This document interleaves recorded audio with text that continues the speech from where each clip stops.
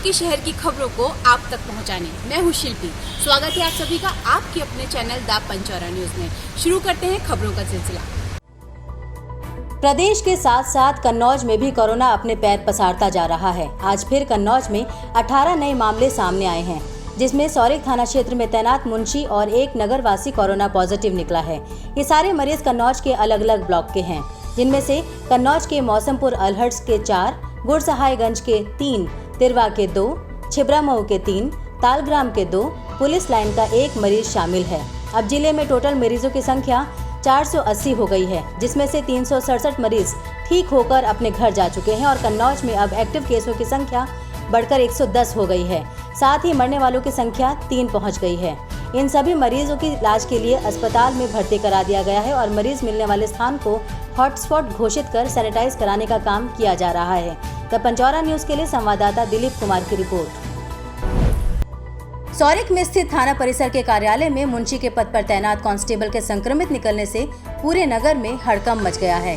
Spot निश्चित रूप से बनेगा। जो नियम है इसका, कोरोना पॉजिटिव निकल आया सिपाही रत्नेश नाम का, और यहाँ कुल टोटल 20 लोगों की इसमें की गई थी, कोविड जांच की गई थी, जिसमें आपके एक कोरोना पॉजिटिव है इसमें और 16 जो है नेगेटिव निकले हैं, और इसमें 3 अभी अंडर ट्रीटमेंट दिखाया जा रहा है उनको। अभी उनकी रिपोर्ट और अभी थोड़ी सस्पेक्टेड टाइप की है 3 लोगों की। जैसे वो आ जाएगी उसके बाद में फिर और निर्णय लिया जाएगा। पर्पस कहाँ से होगा? देखिए, इसके बाद में ऐसा नहीं, काम नहीं रुकेगा, काम तो चलता रहेगा। फिर अगला कोई चौकी वगैरह में कहीं इसको थाना स्थापित किया जाएगा, जहाँ पर जनता की समस्या को निराकरण किया जाएगा। सारे काम वहाँ पर चलेंगे। लेकिन ये तो हॉट स्पॉट हो गया है, यहाँ पूरी तरह से वर्जित हो जाएगा प्रवेश।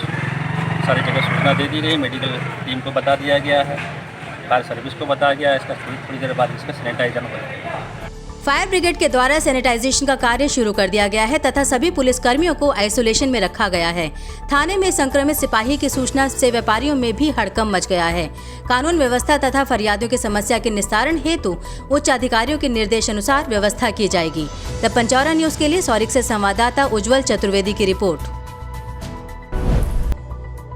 हरदोई में लगातार कोरोना मरीजों की संख्या तेजी से बढ़ रही है। कोरोना के 19 नए मामले सामने आए हैं, वहीं स्वस्थ होने वाले मरीजों का आंकड़ा भी कम नहीं। कुल मरीजों की संख्या 752 हो गई है। 320 मरीज अभी भी एक्टिव कैटेगरी में हैं। 405 लोग ठीक होकर अपने घर जा चुके हैं।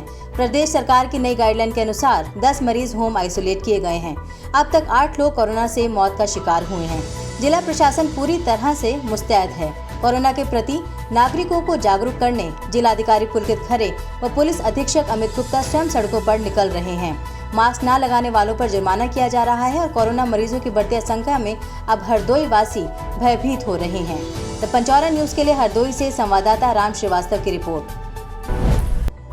सीतापुर जिले में बढ़ते कोरोना मामलों को लेकर जिला प्रशासन वर्तमान के साथ भविष्य की भी रणनीति तय कर रहा है, जिसको लेकर सीतापुर के जिलाधिकारी अखिलेश तिवारी ने गौरी बाल विद्या मंदिर, BCM hospital, Covid L1 hospital का निरीक्षण करके व्यवस्थाओं को देखा। उन्होंने संबंधित अधिकारियों को निर्देश दिए कि मरीज के आने से पहले और मरीज के जाने के बाद पूरे वार्ड में सैनिटाइजेशन का काम किया जाए। सीतापुर के L1 हॉस्पिटल खैराबाद में 50 बेड का बनाया गया था हॉस्पिटल, और वर्तमान में कोविड पेशेंट की संख्या बढ़ रही है। ऐसी स्थिति में जो हम लोगों की अग्रिम तैयारी थी, जिसमें बीसीएम हॉस्पिटल में 70 बेड हम लोगों ने आरक्षित कर रखे थे, और साथ ही साथ जो सीतापुर आई हॉस्पिटल है उसमें 130 बेड हैं, और पिसावा एक सामुदायिक स्वास्थ्य केंद्र है उसमें 100 बेड का हॉस्पिटल बनाया गया है। ये सब L1 फैसिलिटी से युक्त हैं, और मरीजों की संख्या जैसे बढ़ रही है तो हम लोग आगे की अपनी तैयारी जो पहले से किए हुए थे उसमें मरीजों को, अब नए मरीजों को भर्ती करेंगे। सीतापुर के मुख्य चिकित्सा अधिकारी डॉक्टर आलोक वर्मा ने भी अस्पतालों को लेकर मीडिया से जानकारी साझा की। हम लोग की पूरी तैयारी है, और जो भी कोरोना के केस में जो जीवन रक्षा उपकरण हमारे L1 हॉस्पिटल्स को चाहिए, वो सब विभाग की तरफ से तैयारी पूरी है। मरीज के रुकने के लिए जो आइसोलेशन बेड्स हैं, जैसा कि अभी जिलाधिकारी महोदय ने बताया, 4 अस्पताल हमारे पूरी तरह सुसज्जित और तैयार हैं। इसके अतिरिक्त 500 बेड के लिए हम लोगों का चिन्हित है, तो किसी भी आने वाली परिस्थितियों के लिए हम लोगों की तैयारी पूरी है। और L2 हॉस्पिटल के रूप में हम लोगों ने हरदोई में मरीज़ ट्रांसफ़र कराए हैं। पीछे के भी हमारे जो मरीज़ स्थानांतरित हुए थे लखनऊ में और हरदोई से भी कुछ मरीज़ ठीक होकर अपने घरों को लौट आए। तो लोगों से अपील है कि बिल्कुल घबराएं नहीं, जिला प्रशासन का और स्वास्थ्य विभाग का सहयोग करें और जो निर्देश जारी हो रहे हैं उनका पालन करें। हम लोग आपकी सेवा के लिए और सुरक्षा के लिए बिल्कुल तत्पर हैं। जिलाधिकारी ने चेतावनी देते हुए कहा कि अनावश्यक रूप से घूमने वाले तथा कोविड प्रोटोकॉल का पालन न करने वालों के विरुद्ध सुसंगत धाराओं में कड़ी कार्यवाही की जाएगी। जिलाधिकारी ने कहा कि घबराने की आवश्यकता नहीं है। यदि किसी को लक्षण दिखाई दे तो वो तुरंत कोविड जांच कराए। द पंचौरा न्यूज के लिए सीतापुर से मनीष अवस्थी की रिपोर्ट। गाजियाबाद में हुई पत्रकारों की निर्मम हत्या को लेकर अब जन आक्रोश पनपने लगा है। समाजवादी पार्टी के नेता नवाब सिंह यादव की अगुवाई में पार्टी के कार्यकर्ताओं ने तिरवा तहसील परिसर में धरना प्रदर्शन किया और राज्यपाल को संबोधित एक ज्ञापन उप जिलाधिकारी जयकरण को सौंपा, जिसमें सपा नेताओं ने प्रदेश में ध्वस्त हो रही कानून व्यवस्था को सुधारने की मांग की है। लोकतंत्र के जो चौथे स्तंभ होते हैं मीडिया, उन पे लगातार हमले हो रहे हैं। उन्नाव में घटना हुई, अभी नोएडा में पत्रकार बंधु के गोली मार के हत्या कर दी गई। हमारा अनुरोध है ज्ञापन के माध्यम से मृतक परिवार को 20 लाख रुपए कम से कम दिए जाएं और कड़ी से कड़ी कार्रवाई हो। जो पत्रकार बंधु हैं उन्हें सुरक्षा प्रदान की जाए। और एक कांड और हुआ है, कन्नौज, मूलतः वो कन्नौज के निवासी हैं। कानपुर में उस बेटे का अपहरण हुआ, वो फरकपुर बरेवा का रहने वाला है, जिसे आज तक पता नहीं चला। चर्चित कांड है जिसमें फिरौती भी चली गई और पुलिस के सामने फिरौती चली गई, लेकिन उस बेटे का अभी तक पता नहीं है। वो मूलतः कन्नौज का निवासी है। इन दोनों मैटरों पे लेके हम ज्ञापन देने आए हैं। लॉकडाउन चल रहा, नहीं तो वरना अन्याय के खिलाफ, जाति के खिलाफ समाजवादी पार्टी बड़ा आंदोलन खड़ा करती है।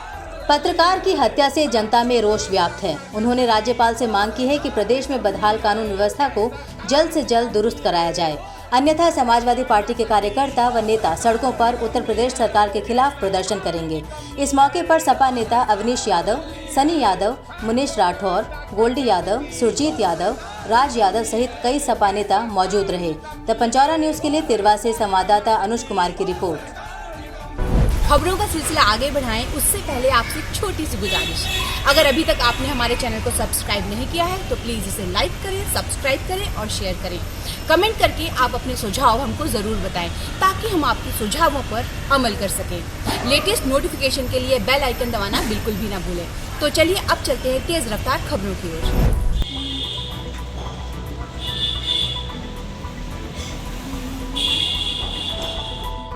दर्द जबरदस्त है।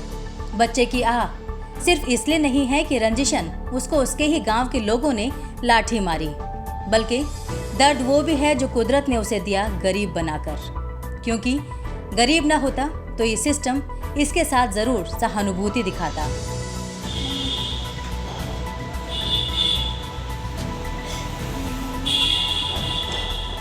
मामला है कन्नौज सदर कोतवाली क्षेत्र अक्सरपुरवा गांव का, जहां जानवर चरा रहे एक 13 साल के मासूम बच्चे को गांव के ही अर्पित ने पुरानी रंजिश को लेकर पैर पर लाठी मारी और उसका पैर टूट गया। यहाँ पर खड़े थे, लड़का था अर्पित उसका नाम था और उसने पीछे लाठी मारी। आगे तो चले, अब आगे मेरे पैर में मार दी 2 लाठी। बेबस माँ अपने जिगर के टुकड़े को अपनी गोद में उठाए कोतवाली से जा रही है अस्पताल में डॉक्टरी करवाने। लेकिन क्या यही व्यवस्था है? दरअसल गरीब होना अपने आप में अभिशाप है।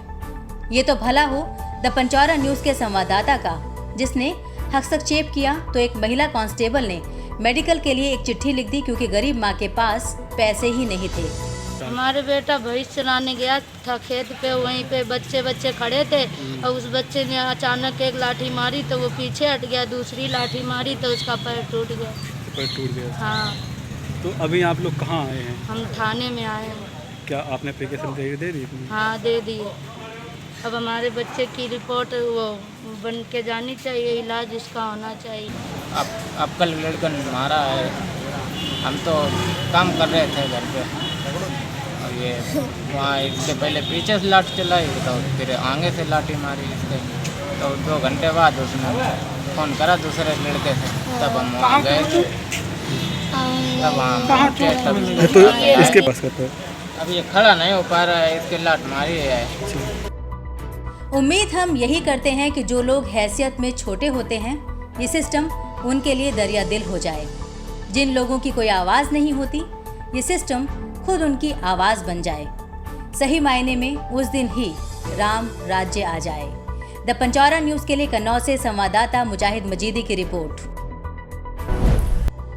एक तरफ कन्नौज जिले में कोरोना के बढ़ते संक्रमण को देखते हुए जिले के आलाधिकारी लगातार लोगों को मास्क पहनने और सोशल डिस्टेंसिंग के नियमों को पालन करने की अपील कर रहे हैं, लेकिन इसके ठीक दूसरी तरफ ये तस्वीर अपने आप में गवाही दे रही है कि लोग क्या कर रहे हैं। ये तस्वीर है छिबरामऊ कोतवाली से चंद कदमों की दूरी पर स्थित बैंक ऑफ इंडिया की छिबरामऊ शाखा की, जहां परिसर के अंदर और बाहर लोग ना तो मास्क लगाए हैं और ना ही सोशल डिस्टेंसिंग का पालन कर रहे हैं। कोरोना के सारे नियमों की धज्जियां उड़ रही हैं और बैंक अधिकारी भी लाचार और बेबस नजर आ रहे हैं। कोरोना वायरस सारे कर्मचारी मास्क लगा के बैठे हैं और पूरा सैनिटाइज किया हुआ है, और मैंने बाहर भी लिख रखा कि बैंक में बिना मास्क प्रवेश वर्जित है, और मेरे यहाँ पुलिस भी लगी हुई है, वो भी पूरी व्यवस्था देख रही है। बैंक का अपना सुरक्षा गार्ड भी है और ये लोग पूरा ध्यान रख रहे हैं।